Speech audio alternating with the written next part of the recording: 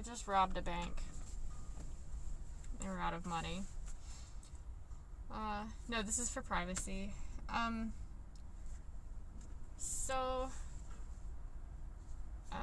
It seems like a bunch of people actually watched my last video. I'm really shocked. It's like I got a bunch of views within a short period of time. And I don't know, the algorithm is an interesting thing. I don't understand how it works. If it was like a certain word that I use, like the POV thing, it might be a niche community or something. And my viewer stats are showing like 100% male, which is fine. I'm not complaining, but it's just interesting because my other videos are, I guess, me trying to connect with other women, but it's not really working. So, but anyway, like I said, I have no problem with that. I guess I'm just trying to connect with anyone who can relate to this stuff, or like what I'm saying. But yeah, I got a lot of like really thoughtful comments from people, and I'm shocked that many people watched it, because I know it's kind of a boring video. There's a lot of like silence and ums, and you know, I feel like I'm kind of annoying to listen to, but yeah, y'all were really kind, and I know the kindness of strangers is something that it has a special place in my heart, and it means a lot. So I'm glad that I was able to connect with people, and some of you are saying that like you feel similar, or you can relate to it, and so that was cool. But it's kind of got me thinking about like my next video, or even like the rest of my channel. I guess I don't really know what direction to take it in, but it does have me thinking about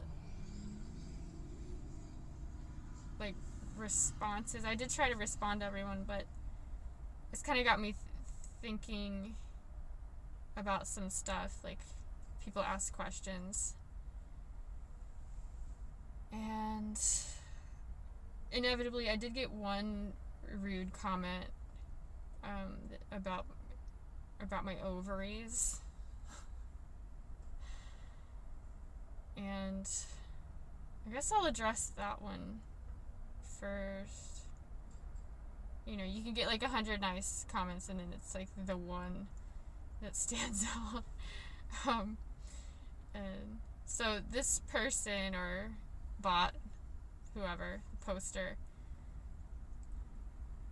basically said that my youth is fading, and I'm prioritizing a career instead of searching for a man. So I've been on a lot of dates in my life, like a lot of first dates, and by date I mean old school, just meeting for coffee, having lunch with someone, you know, just trying to have a conversation, and you know, for some reason or another, it's like you just don't feel like you have a connection with them. And I don't drink, so I never go to like bars and things like that. I think that's what most people do, from the sounds of it. And I don't do that, but I have gotten out a lot in my life. It's not like I've lived a sheltered life. I've worked jobs before which had me in the public and very visible. But yeah, for some reason or another, I guess I've just never hit it off with anybody. And then the comment about my ovaries. So I guess what they're saying is that maybe they're implying that I'm somehow like a waste because I'm not using my reproductive system. So I don't know, maybe some people have that as a goal, like maybe that's their life goal, to like reproduce. I never had that goal, and I mean, technically, if I really wanted to, I could probably be pregnant within the hour. That's not a problem. And if I really, really wanted to and was really desperate, yeah, I could probably find some guy who would marry me for some reason or another, whether it's someone really impulsive or has mental problems, or like, or even one of those legal arrangements where they'll like pay off your, like foreign guys will pay off your student loans in exchange for a green card. I know that's a thing. I've kind of thought about it. I haven't really researched it, but I know that it is an option, technically. A little sad, but whatever.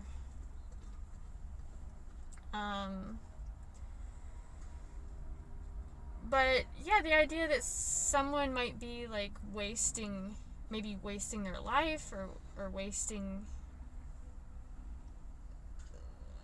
their reproductive potential, I don't see it that way. Because like, how many of us has like a dog or a cat that's been spayed or neutered? Like you wouldn't think of them as a waste for not reproducing, right? Like my dog's been fixed. She was fixed before I got her, and she's precious. No, she'll never have puppies, but I consider her my family, and I love her, and she's a sweetheart. She brings so much joy to my life. I mean, honestly, she's kind of the reason I wake up in the morning. And I would never think of her as like a waste of space. And about like children, I remember being a child myself and being in school and going around the room and saying, all right, everybody, let's take turns and tell everybody what you want to be when you grow up. And so many of those kids, I remember, were like, when I grow up, I want to get married and have kids. And I remember being so confused by that, so kind of weirded out. Like, you're a child. How could you possibly know that about yourself? How could you be making that decision right now? Like, isn't that something that you have to evolve into wanting? And I think when it got to my turn, I was just like, I don't know, I guess I want to be like a dog trainer or something. That's probably what I said. So yeah, for me, I never wanted to have children. It never appealed to me.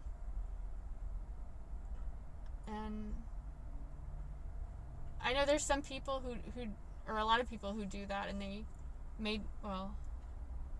I don't know if they enjoy it. I hope some people do. I hope a lot of people do.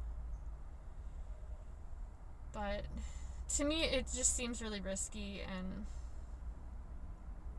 like a very, very massive responsibility that I don't want to sign myself up for. The thing that I did want, however, is was like a partnership with somebody. I wanted, I mean, I just want to be loved, right? Like, doesn't everybody? I mean, maybe some people don't. I don't know. I can't speak for them, but...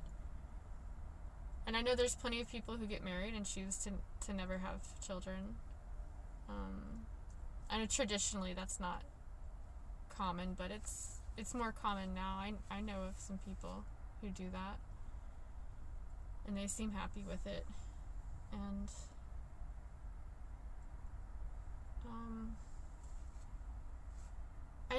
I know of a few girls from when I was younger who did the thing where they got married right out of high school, like as teenagers, you know, and immediately started having children. Like, they were religious folks, so it's more common in that community. But yeah, the idea that I am not, like I said, it's not my goal to reproduce. I always just wanted to find someone that I could connect with and love. And like, for those people who do get married and have kids, like, I hope they're happy, and I hope it's working out well for them. But another comment that I got was about, like, working and how maybe it's not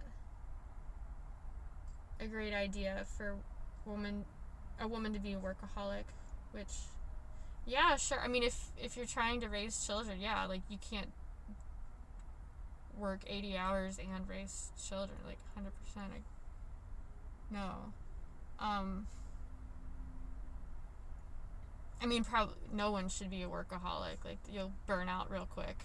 It's not good for your health. But I was thinking about how, okay, at least in modern times, like, we have a choice, right?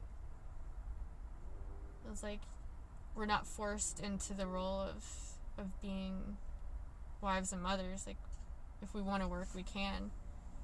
And then I was like, wait a minute. I didn't have a choice. No one ever offered me that, like, role of housewife or mother. Like, that was never presented to me as an option from someone. And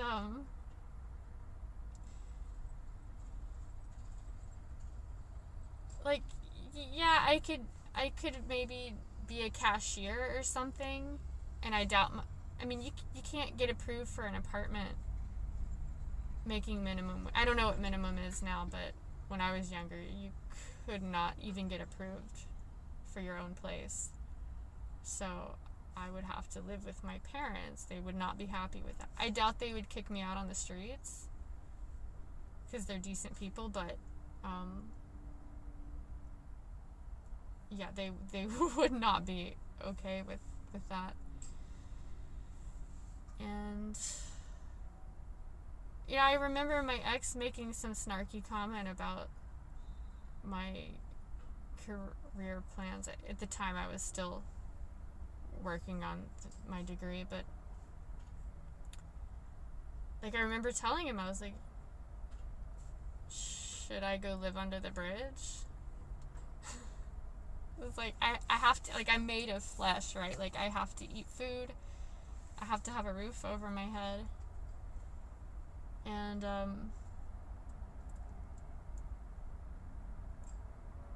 like, I don't have a choice. No one's ever offered me that. And like I said, I've done a lot of searching and trying to meet people. At a few points in my life, I did treat it like a part-time job, like going on these dates, just trying to meet people and talk to people. And like I said, it's frustrating. It's really hard trying to have a conversation with a brick wall.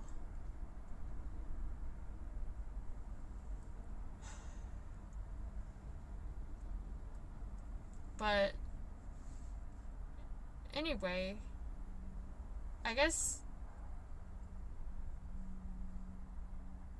the closest I ever got to that option was with the ex that I'm still hung up over.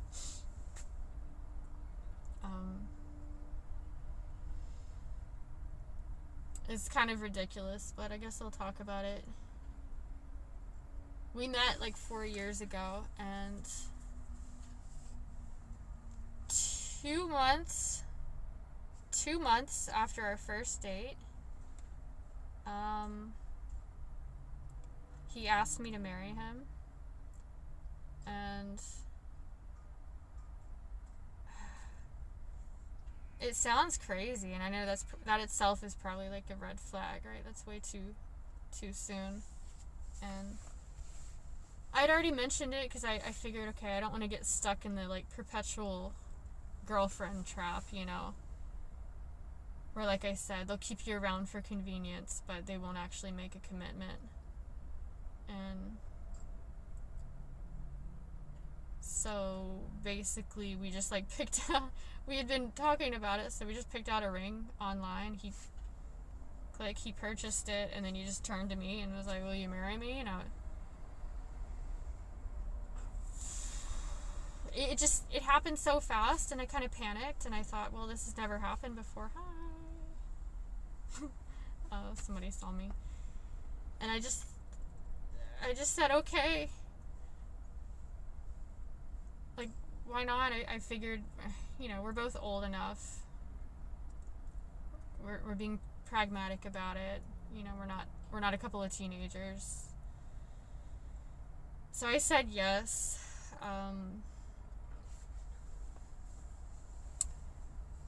And it, like I meant, like I don't know if he was putting on a persona at the time, or if he was just kind of high on the novelty of like a new person in his life or what, but I know his behavior and his words started changing a lot not too long after that, and it was enough to, I mean, the red flags were there from the beginning, and I just thought, well, just try to give someone a chance. You know, nobody's perfect. I'm trying to work with someone and with someone's flaws or quirks or whatever,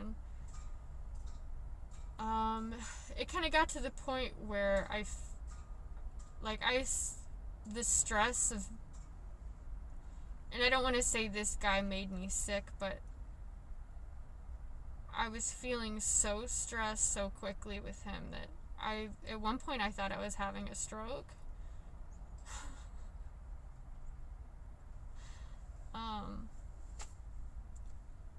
I didn't know what I was just stressed about school and stressed about him, and I felt like, okay, this is way too soon, like, and we didn't even set a date or anything, but I remember he had sent the ring to my address where I was living, and a few weeks later when it arrived, it was very pretty. I took it out of the box, and all alone in my room. He wasn't there. I took it out of the box, put it on my finger, kind of admired it, and then put it back in the box and shoved it in a drawer. And nobody knew about it, right? Like, it was stupid. It was a fake engagement. It was just, it was fake.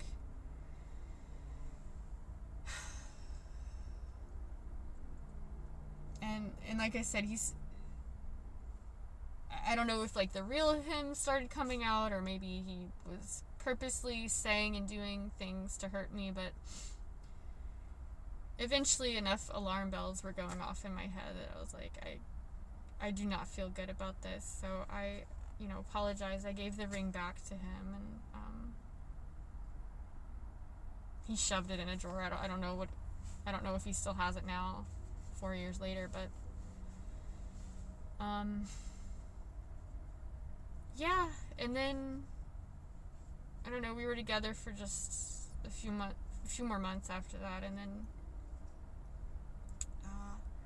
a bit more what I would call sabotage occurred.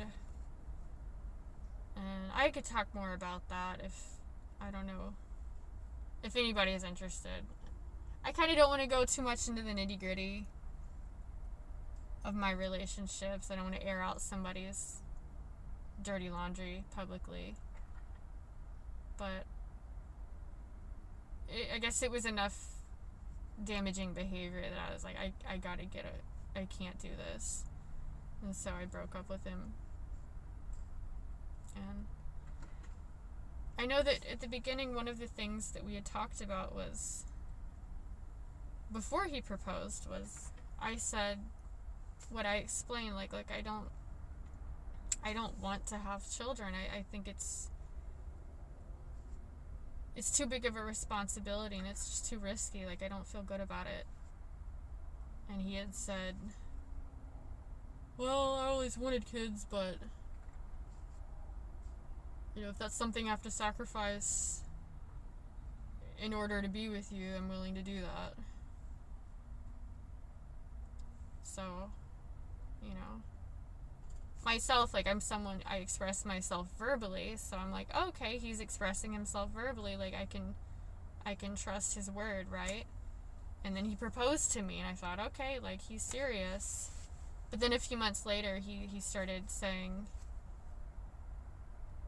oh, I don't see the point. I don't see the point of being with you. Which is really hurtful to hear, right? Because you think, ouch. Ouch. Like, if you don't have my children, like, what's even the point?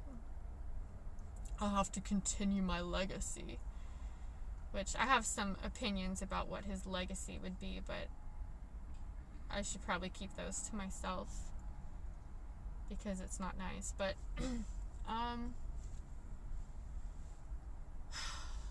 so, and I don't know if that's actually how he felt, and that was one of the main problems with this guy, is I felt like I could never get the truth out of him. And now, with what I've seen, you know, I know who he's with now, this chick. They've been together for 2 years now, and no sign at all of even an engagement ring, nothing. And I really wonder what he's been telling her, you know. He might be saying the opposite, the complete opposite thing, because, you know, I suspect maybe he never told the truth. I don't know. But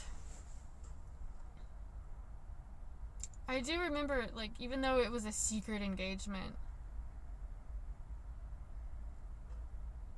there was one place that I wore it publicly, and it was to a routine gyno appointment.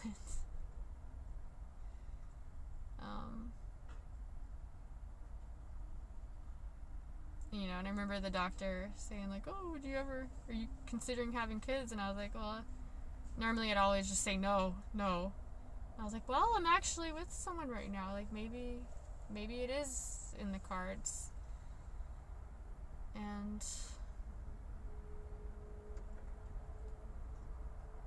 I never told him that, because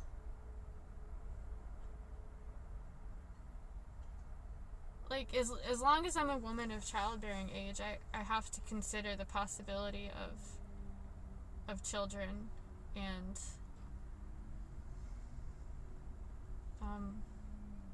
like, the number one job of a parent is to protect them, is to keep them safe, like, no matter what, right? And if that means never bringing them into the world in the first place, then that's what you have to do, right? Like, if I don't feel safe, who will? And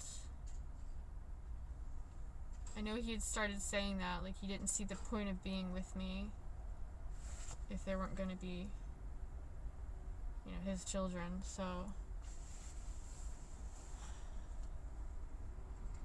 I was trying to open up to the possibility, but I wasn't going to tell him that, because I'm not going to use my children as bait.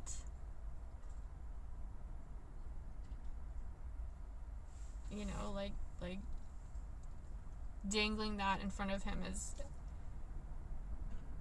as an incentive to loving me.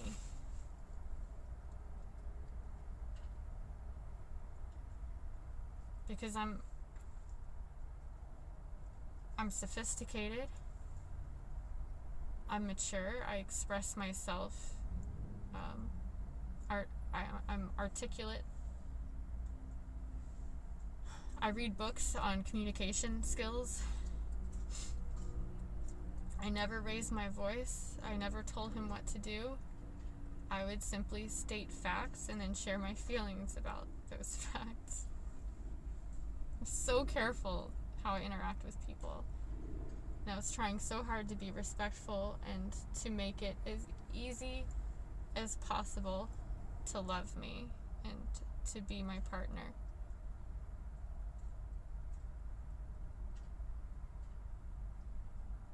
I don't scream and shit on myself. So if you can't love me, how are you going to deal with that? I think the answer is you're not going to deal with that, right? And how many of you watching right now grew up with an abusive or an absent father?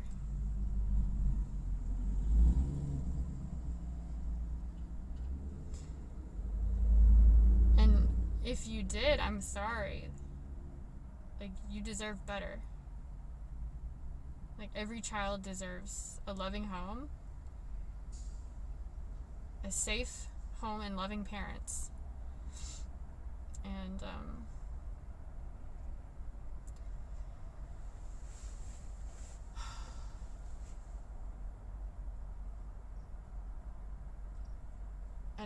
like I said, I would never try to use that as leverage.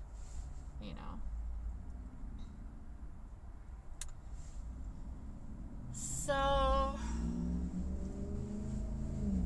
that's basically what this is about. I never made it my end goal to have children, to just reproduce, so that, oh God forbid, I'm considered a loser by society.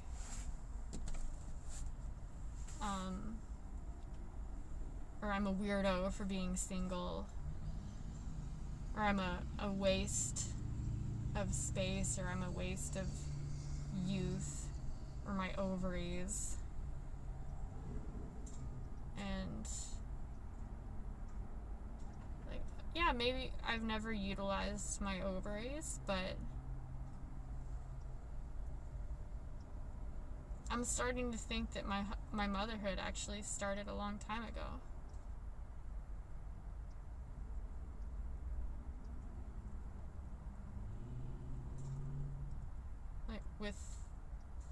With all the bullets I've dodged, and all the decisions I've had to make. Like I said, it's not even about me. It's about them.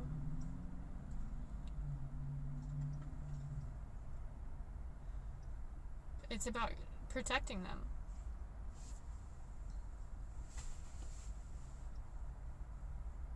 So, if anybody wants to call me a loser or a waste or make fun of me, you're free to do whatever you'd like. So I'll do anything to protect them.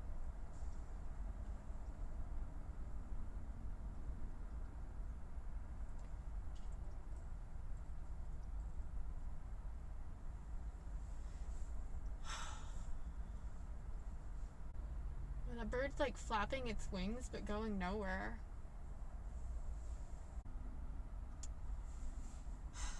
Anyway, like I said, I think with my ex, that is the closest I ever got to having even maybe that option of not having to work. And like I said, I really enjoy working, and like maybe I'm just not cut out for relationships or having children.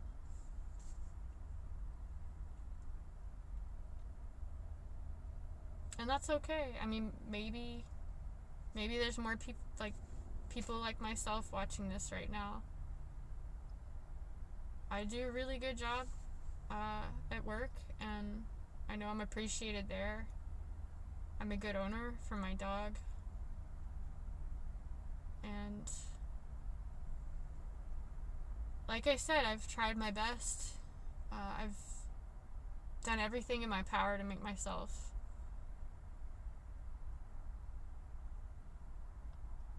like available and like good, like a good partner for someone. And it's frustrating and it's sad when it feels like no one will meet you on the same page. But what can you do? Anyway, I know that no one actually called me a loser, which I appreciate. It is kind of the general sort of message that we get from society, right? That like, oh, there must be something like really, really messed up with you if you don't do the thing that everyone else does.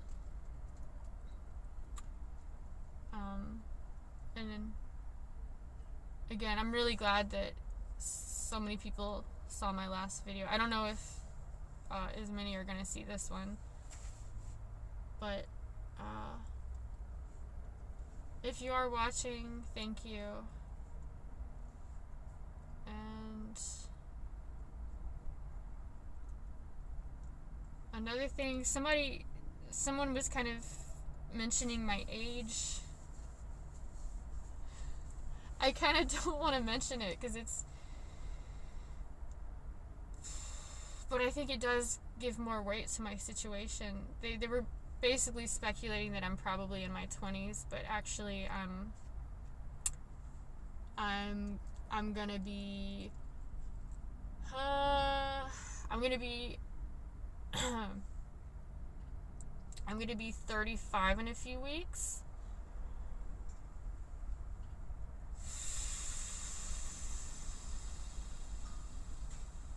And like, I know I have this little voice and like a wrinkle-free forehead, but yeah, I'm gonna be 35. And I feel fine, like physically. I don't know, some people talk about like, oh, I fell apart like the day I turned 30. But I feel really healthy, and I mean, I struggle with like sleeping, obviously, but I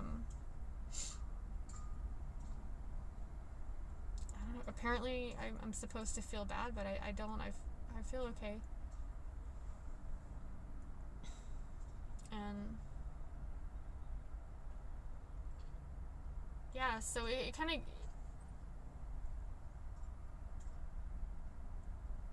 it is kind of embarrassing because I feel like if I were 25, be like, oh yeah, you're going through heartbreak, like that's whatever.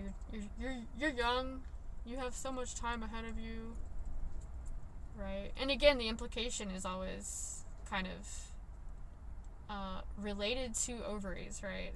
And it's like in disregard to wanting to just feel loved and safe with someone. Just like, well, have you reproduced yet? But yeah, I guess I'm a good bit older than anyone realized. And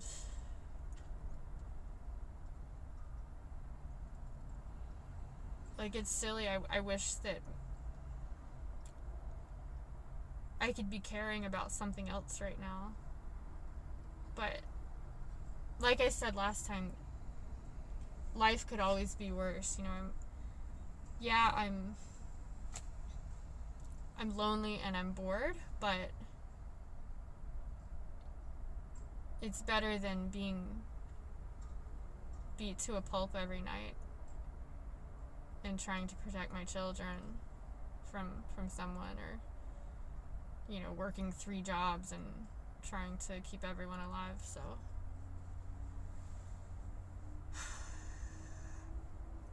I know in the grand scheme of things, like, I'm living a very good, comfortable life. It is lonely as heck, but I'll take it, you know?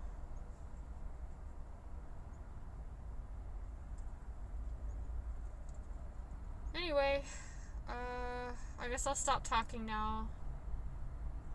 If this resonated with you, if you have any comments, again, I'd love to hear it. I do think this is, at least for me, it's more productive than trying to talk to a therapist, because I get non-robotic answers, which is really nice.